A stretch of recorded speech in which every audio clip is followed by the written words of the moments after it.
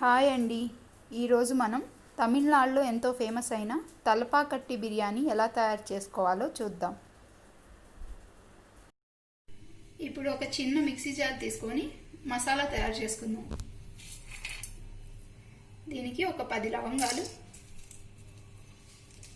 4 యాలకులు, కొంచెం చెక్క, కొద్దిగా స్టోన్ ఫ్లవర్, జావిత్రి, 2 అనాస పువ్వు, ఒక పెద్ద నల్ల యాలుక ఇదొకటి, ఒక 10 నుంచి 15 జీడిపప్పులు,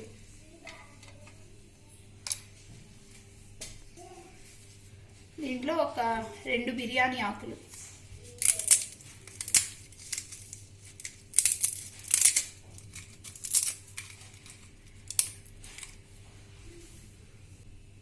ఒక స్పూన్ మిరియాలు, ఒక స్పూన్ జీలకర్ర, ఒక స్పూన్ సోంపు,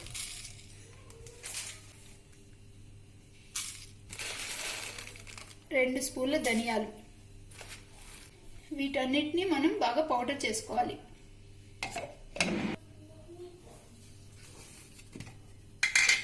ఇలా మెత్తగా పౌడర్ చేసుకోవాలి. దీన్ని పక్కన పెట్టుకోవాలి. ఇప్పుడు పెద్ద మిక్సీ జార్ తీసుకొని మనం ఒక ఆనియన్ పేస్ట్ రెడీ చేసుకోవాలి. దీనికోసం ఈ చిన్న చిన్న ఉల్లిపాయలు ఉంటాయి కదా, సాంబార్ ఉల్లిపాయలు, ఇవి తీసుకోవాలి. 15 నుంచి 20 ఉల్లిపాయలు, ఇలాంటివి చిన్న చిన్న సాంబార్ ఉల్లిపాయలు ఉంటాయి కదా, ఇవి తీసుకోవాలి. ఇవి లేకపోతే నార్మల్ ఉల్లిపాయలు కూడా యూజ్ చేసుకోవచ్చు. ఒక గుప్పెడు అల్లం ముక్కలు తీసుకోవాలి. ఒక గుప్పెడు వెల్లుల్లి, ఒక 4 పచ్చిమిరపకాయలు, ఒక గుప్పెడు పుదీనా తీసుకోవాలి, ఒక గుప్పెడు కొత్తిమీర. దీనిలో కొద్దిగా సాల్ట్ యాడ్ చేసుకోవాలి. దీన్ని ఇప్పుడు మనం పేస్ట్ చేసుకోవాలి. ఇలా పేస్ట్ చేసుకొని పక్కన పెట్టుకోవాలి. ఈ తల్పాకట్టి బిర్యానీ కోసం ఈ సాంబార్ జీరగ రైస్ అంటారు దీన్ని. ఈ చిన్న చిన్నగా ఉంటాయి. వీటిని తెలుగులో చిట్టి ముత్యాలు అని కూడా అంటారు. ఈ రైస్నే వాడాలి, బాస్మతి రైస్ వాడకూడదు. కర్ణాటక, తమిళనాడులో ట్రెడిషనల్గా చేసే అన్ని బిర్యానీలకి ఈ రైసే వాడతారు. దీనికి మంచి ఫ్లేవర్ ఉంటుంది, చాలా టేస్ట్ కూడా ఉంటుంది. ఈ రైస్ తీసుకొని దీన్ని బాగా కడిగి ఒక ½ అవర్ నానబెట్టుకోవాలి. ఇలా కుక్కర్ పెట్టుకొని దీంట్లో ఒక 4 స్పూన్లు ఆయిల్ వేసుకోవాలి. ఒక 2 స్పూన్లు నెయ్యిని యాడ్ చేసుకోవాలి.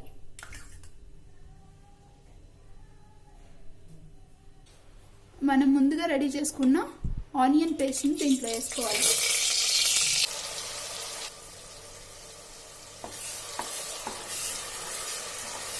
దీన్ని పచ్చివాసన పోయే వరకు వేయించుకోవాలి.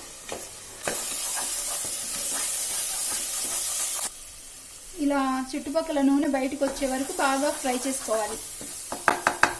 ఇలా ఫ్రై చేసుకున్న తర్వాత ఇప్పుడు మనం ముందుగా తయారు చేసుకున్న పౌడర్, బిర్యానీ మసాలా పౌడర్ని యాడ్ చేసుకోవాలి. ఇది ఇలా 2 మినిట్స్ ఫ్రై అయిన తర్వాత ఒక ½ స్పూన్ పసుపు వేసుకోవాలి, 1 స్పూన్ కారం, రుచికి సరిపడా ఉప్పుని కూడా యాడ్ చేసుకోవాలి. వీటన్నిటిని కలిపి కొంచెంసేపు ఫ్రై చేయాలి. ఒక 2 టమోటాస్ని పేస్ట్ చేసి పెట్టుకున్నాను, దీన్ని కూడా దీంట్లో యాడ్ చేసుకోవాలి.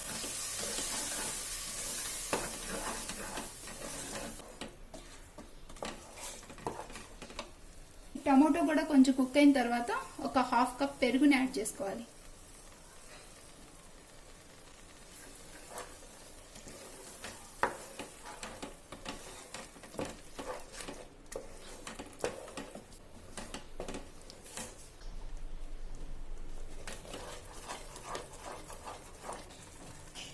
ఈ మసాలా అంతా బాగా కుక్ అయిన తర్వాత ఒక 750 గ్రామ్స్ క్లీన్ చేసిన చికెన్ వేసుకోవాలి.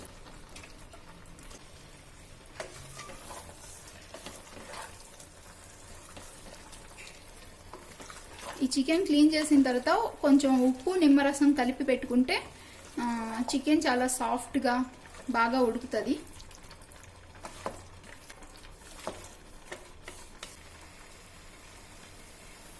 ఈ చికెన్ వేసిన తర్వాత ఒక 5 to 10 minutes వరకు మూత పెట్టకుండా ఇలా కలుపుతూ బాగా కుక్ చేసుకోవాలి.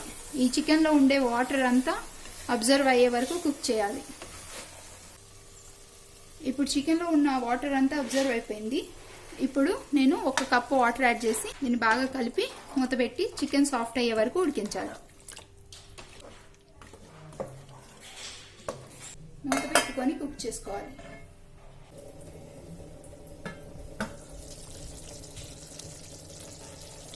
ఇలా ఆయిల్ అంతా పైకి వచ్చేసింది చూసారా, చికెన్ కుక్ అయిపోయింది. దీంట్లో 1:2 వాటర్ పోయాలి. కానీ ఈ గ్రేవీ అంతా ఉంది కాబట్టి ఒక 7 cups వాటర్ పోసుకుంటున్నాను. నేను 4 cupsకి 7 cups వాటర్ పోసుకుంటున్నాను.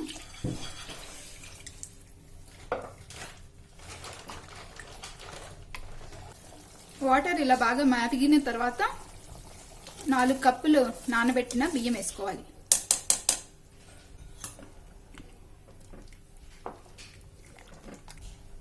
దీన్ని మూత పెట్టి ఉడకనివ్వాలి. ఇలా కొంచెం ఉడికిన తర్వాత ఒక హాఫ్ లెమన్ పిండుకోవాలి.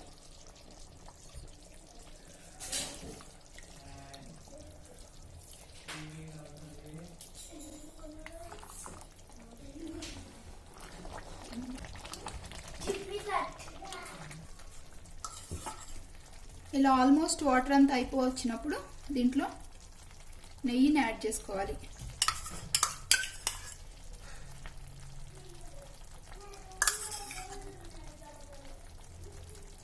ఇప్పుడు ఒక అరిటాకుని తీసుకొని దీని మీద ఇలా కవర్ చేయాలి.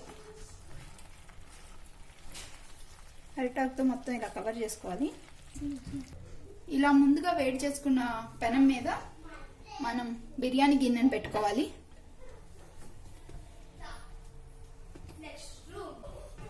దీన్ని ఇలా మూత పెట్టి క్లోజ్ చేసుకోవాలి.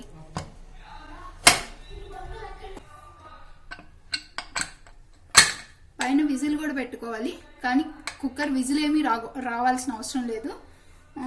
ఇప్పుడు దీన్ని స్టవ్ ఆన్ చేసుకొని లో ఫ్లేమ్లో 15 నుంచి 20 minutes వరకు కుక్ చేసుకోవాలి. 20 minutes తర్వాత స్టవ్ ఆఫ్ చేసుకోవాలి. దీన్ని ఒక 15 minutes అలాగే వదిలేయాలి. 15 minutes తర్వాత మూతని ఓపెన్ చేసుకోవాలి.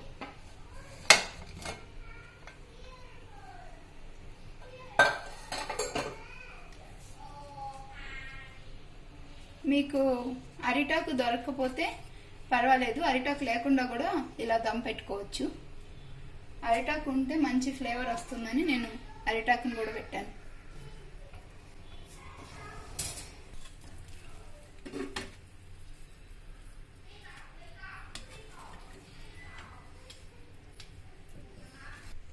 బిర్యానీ రెడీ అయింది. ఇది మన బిర్యానీ లాగా పొడి పొడిగా ఉండదు, ఇలా కొంచెం ముద్దగానే ఉంటుంది.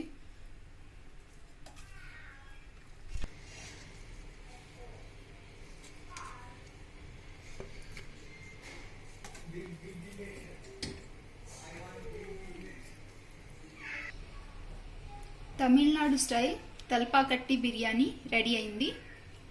ఈ వీడియో కనుక మీకు నచ్చినట్లయితే please like, share, comment and subscribe to my channel. Thanks for watching.